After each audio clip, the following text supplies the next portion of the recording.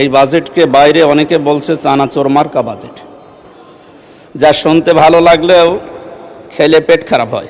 জি জি জি, একটু বসেন, আমরা আসবো আপনার কাছে। একটু একটু বসেন দয়া করে, আমরা একটু আগিয়ে নেই, বসেন। Will return back to you, thank you. আলোচনায় অংশগ্রহণ করবেন কুষ্টিয়া ৩ আসন থেকে নির্বাচিত মাননীয় সদস্য জনাব মোহাম্মদ আমির হামজা। জনাব মোহাম্মদ আমির হামজা, আপনার সময় 5 মিনিট। ধন্যবাদ আপনাকে। মাননীয় স্পিকার, আপনাকে ধন্যবাদ। আসসালামু আলাইকুম রহমতুল্লাহ। 2026-27 সম্পর্ক বাজেটে বলতে গেলে আমি এই কথা বলবো যে এটা লুটপাটের বাজেট। এই বাজেটকে বাইরে অনেকে বলছে চানাচোর মার্কা বাজেট, যা শুনতে ভালো লাগলেও খেলে পেট খারাপ হয়।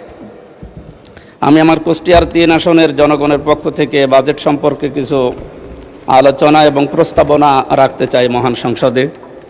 মাননীয় স্পিকার, জাতীয় বাজেট একটি দেশের অর্থনৈতিক উন্নয়ন, সামাজিক নিরাপত্তা এবং জনগণের কল্যাণ নিশ্চিত করার অন্যতম প্রধান মাধ্যম। বাজেটের মূল ভিত্তি হলো রাষ্ট্রের আয় এবং ব্যয়।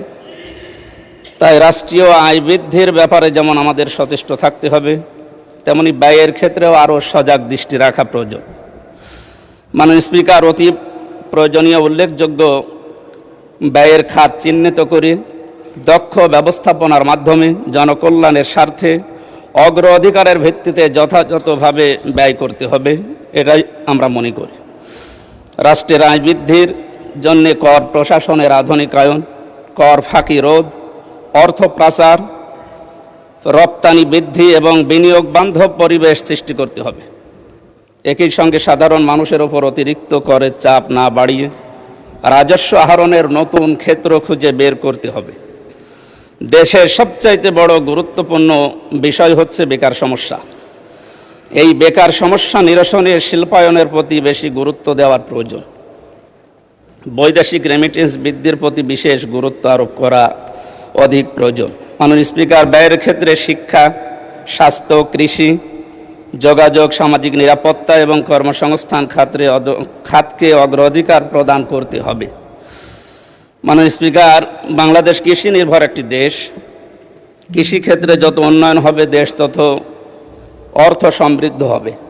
এজন্যে কৃষকদের স্বল্প মূল্যে সার, বীজ এবং শুল্ক মুক্ত কৃষি সরঞ্জামাদি সরবরাহ করা প্রয়োজন।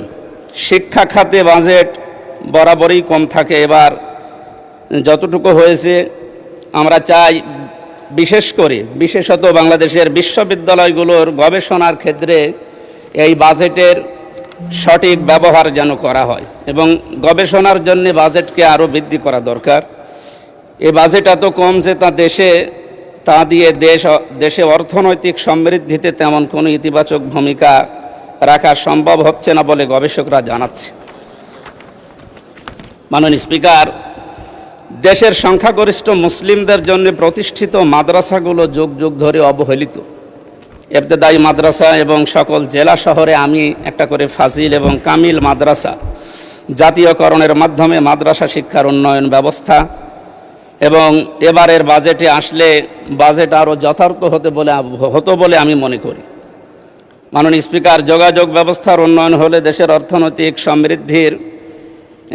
সমৃদ্ধি ঘটবে বলে আমি মনে করি। তাই সারা দেশে রেল যোগাযোগ ব্যবস্থাকে আরও আধুনিকায়ন, উন্নয়ন এবং রেল সম্প্রসারণ করার জন্য জোর দাবি জানাচ্ছি।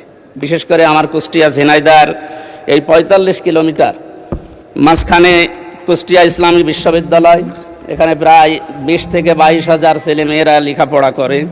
এদের জন্য ট্রেনের যে ব্যবস্থাটা করা হয়েছে, রেল লাইন চালু করার উদ্যোগ নেওয়া হয়েছে, আমরা শুনেছি, এখনও কার্যকর কোনো ভূমিকা দেখতে পাইনি।